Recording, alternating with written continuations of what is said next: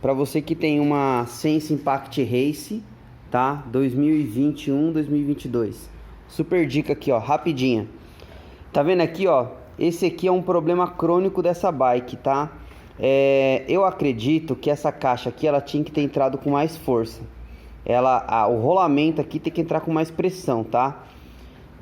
Acredito que foi uma falha aí no projeto aí, penso eu, né? Então, como é que eu resolvi o problema do estralo na caixa? Foi simples, eu só coloquei um silicone aqui dentro. Na época, agora eu tô refazendo o serviço, porque eu usei um silicone comum. Esse silicone de vedar motor, sabe? Então, eu usei esse silicone na época. Agora eu vou pôr um silicone estrutural aqui. Você pode ir na casa casa de ferragem, casa do vidraceiro, esses lugares tem esse silicone.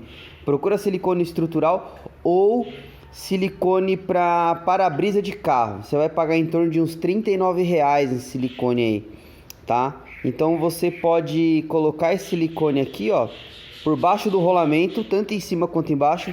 Tchau barulho, o estralo vai acabar na direção, tá? Não precisa trocar a caixa de direção, o problema não é o rolamento. Lógico, verifica seu rolamento antes para ver se ele não tá com... Aqui não, esse aqui tá zero, o rolamento é novo, essa bicicleta é novinha. E verifica se o rolamento tá bom. O rolamento estando bom, o problema tá aqui de baixo, ó. Colocou o rolamento aqui, colocou o silicone aqui de baixo, tanto aqui quanto na parte inferior do quadro, já era. Adeus barulho, tá? Fica aí, segue a dica, hein?